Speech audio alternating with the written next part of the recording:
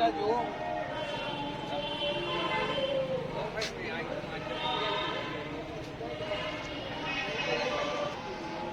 आप लोगों के द्वारा एसडीएम महोदय को ज्ञापन किस संबंध में दिया गया?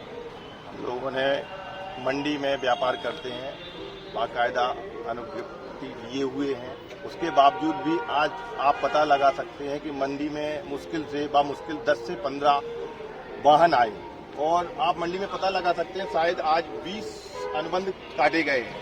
बल्कि आप वेयर हाउसों का निरीक्षण कीजिए तो वहां पर पता लगेगा कि एक वेयर हाउस में कम से कम 50-50 वाहन खड़े हुए हैं और ये अवैध भंडारण के खिलाफ हम लोगों ने आवेदन दिया है।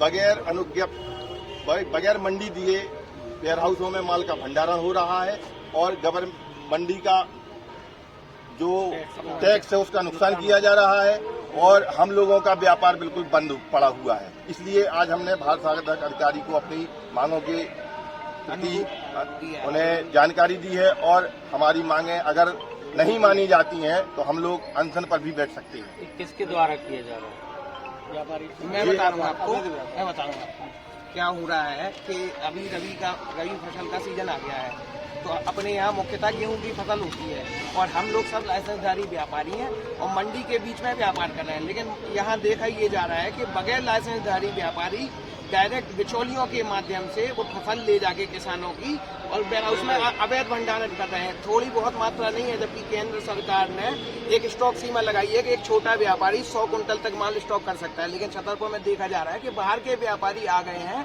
और उनके द्वारा बिचौलियों के माध्यम से 10-10 हजार कुंटल छतरपुर में अवैध रूप से भंडारण किया जा रहा है। ना ही इसका कोई मंडी शुल्क चुकाया जा रहा है और ना ही किसी मंडी नीलामी प्रक्रिया में भाग लिया जा रहा है। इससे मंडी के सभी व्यापारी जो मंडी क्षेत्र में व्यापार करते हैं, मंडी शुल्क चुकाकर व्यापार करते हैं, लाइसेंस लेकर व्यापार करते हैं, उनका सीधा नुकसान हो रहा है। और आप देखेंगे कि मंडी में नीलामी की जो प्रक्रिया है वो 12 बजे से चालू होती है, लेकिन मंडी के अंदर एक वाहन नहीं आता है। बामुश्किल कोई 2-4 वाहन छोट-पोट कहीं गलती से आ जाते हैं। बाकी अभी भी शाम के 6 बजे हम लोग लगभग छतरपुर के सारे वेयर हाउस में जाके वीडियोग्राफी करके आए हैं। एक वेयर हाउस में 50-50, 100-100 वाहन अनलोड हो रहे हैं बिना किसी अनुबंध के, बिना किसी कागज के। कल के दिन अगर किसी किसान का पैसा कोई बाहरी व्यापारी खा जाएगा तो इसका जिम्मेदार कौन होगा? और लांछन पूरे छतरपुर के व्यापारियों पे लगेगा। तो क्या ऐसे जो व्यापारी हैं उनके नाम आप जानते हैं? बहुत सा क्या हो रहा है सर, जैसे हम लोग छतरपुर में लाइसेंसधारी हैं, उसके बाद छतरपुर में गैर लाइसेंसधारी दलाल हैं जो 5 रुपए क्विंटल पे किसान का माल किसी भी व्यापारी को अपनी जिम्मेदारी पे उतरवाते हैं। उनका कोई लाइसेंस नहीं है और वो जैसे अभी हमने सुनने में आया है कि टीकमगढ़ का कोई व्यापारी छतरपुर में 10-20 हजार कुंटल स्टॉक कराया। अब व्यापारी का नाम अपन को इसलिए नहीं पता क्योंकि अपने क्षेत्र का नहीं है, लेकिन करते हैं। कई लोग ऐसे हैं पिछले 3 वर्षों से गेहूं में 700 से 800 रुपए की तेजी देखने को मिल रही है।